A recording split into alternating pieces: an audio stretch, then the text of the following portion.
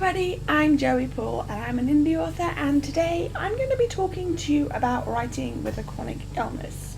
I haven't scripted this video because I felt like it was better done without a script, but I'm starting to regret that already, so if I'm all over the place, I apologise. As a lot of you know or should know, I am someone with a chronic illness, with several chronic illnesses. I'm not going to go into detail about what they are. I will link up in the cards the video that talks about basically what's wrong with me and breaks them all down for you. Writing with a chronic illness is not easy. It's something that you learn to work against and with, rather than just writing. You've got this little demon on your shoulder who's more than a demon, especially if it's chronic pain, and who's determined to stop you from doing whatever you want to do. Now, I started writing when I was 19 and I was newly retired from the working world because of chronic illness. I faced the possibility of not being able to hold a regular job, and I decided that I would die of boredom if I didn't do something with my life. The prospect of daytime TV and all the rest of it just did not interest me at all, so I started writing. Along the way, I've had many hiccups. I've had problems when I've been in hospital and been unable to meet a deadline, whether that's a self-imposed deadline or a deadline by somebody else. And I find that I work a lot easier to set my own deadlines because they're generally movable. But again, coming back to this year, I really struggled this year. I've released 3 books and those deadlines are not movable. I had to have the books finished by a certain date. I had to have the editing done. I had to have the proofreading done. I had to send them out to art readers and uploaded and all the rest of it. Now, I've met every single one of those deadlines, but it hasn't been easy. My editing team kind of fell apart around January, February time, just before the beginning of the first release should have been edited, and I was left in a bit of a sticky mess because I had to find a new editor and I had to find people that could meet those deadlines, and it was very hard because these people were people that I knew socially as well, and I didn't want to put that pressure on them, and it really sort of fed into my own chronic illnesses, and that it made it harder for me to focus, to do what I needed to do, and then it ultimately led to things like getting pneumonia in August. Basically, what I'm saying is that when you're writing with a chronic illness, you're up against an invisible force.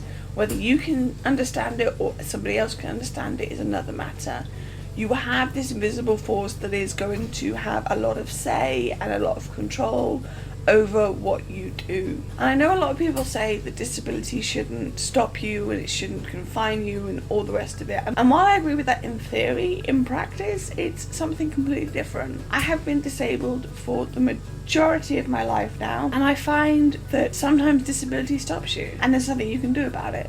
Like, all the planning and all the will in the world is not going to change the fact that I cannot do this because of pain levels or oxygen levels or anything else like that. So it's something that will stop you and it will have an effect on what you do. That doesn't mean that you can't do writing. It doesn't mean that you can't be a successful author. I know people with chronic illness who are successful, who are very successful authors, and they manage. But it's about finding those boundaries, I guess I mean, the boundaries of where your limits are. And when you find your limits, it's about working within them. I know there's a lot of push to push yourself and to keep writing and push through and just ignore those limits, and I feel like a lot of the time that applies to people who don't have a chronic illness, because when you have a chronic illness you can't always push through. Sometimes your body says stop and you have no choice but to stop. If you don't stop, things are going to get bad like really quickly. So what does that mean for you as a writer, or you as someone who has chronic illness and is interested in being an indie author or anything else like that? Basically, you have to find your limits. You have to find what works for you, and you have to find the limits of what you can do and what you can manage. And yes, I'm not saying you shouldn't ever push yourself, but you should push yourself within those limits. Like, there are days when I know that I don't feel like writing a chapter, but I know that it's within my limits to do so. I also know that there are days when my limits will change, and those days are the days when I have to take a time off, and I have to take a day off, and I have to just focus on my health, because my health is important, and getting through to the end of this is important, and putting myself in a situation where I'm going to get sick is not a good idea for anybody. Writing with chronic illness is its own beast, because you're not only just struggling with the writing, but you're struggling with this chronic illness that doesn't let up. Like, I know how that feels, and I know that there are a lot of people in the writing community who also know how that feels. It seems to be a field that really does have quite a few disabled people, and it's about learning your limits and working within them. And there's nothing wrong with working within them. Sometimes you can edge closer to the edge of your limits and manage to find a bit more than you realize. Like, when I first started writing every day, I didn't write every day. When I first started setting up a writing routine like that, I basically would write a page a day, and then I started pushing myself to say, okay, I can manage a page a day. Can I manage 2 pages? Can I manage 3? Can I manage a chapter? And so on and so forth. And there have been times when I've pushed too far. Like, I remember one May when I managed 28 chapters in a month, and that was too much. That I wrote every day for 28 days. That was too much for me, and I know that now because I got sick. And I know that now, and although I had that sense of achievement, I know that I shouldn't have done it, that my body was saying, hey, you need to stop, and I didn't listen. It's also why I have kind of like forced myself to take days off, because otherwise I would just work every day that I could on something or other, and your body needs rest. And that's not just for someone with chronic illness, that's with everybody. Your body needs rest. It is not built to go on and on and on and on.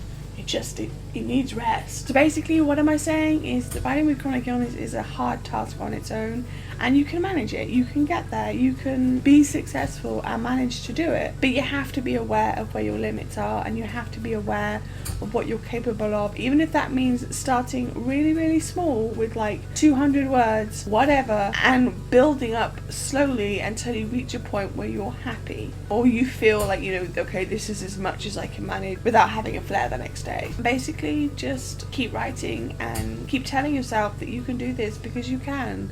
Just because you have a chronic illness does not mean you cannot be successful. You can. So, do you have any tips for writing with a chronic illness? If you do, let me know down in the comments. And that's all I have time for today. If you want to support my channel, you can comment or subscribe. I post new videos on Thursdays, and sometimes I post them on Sundays too.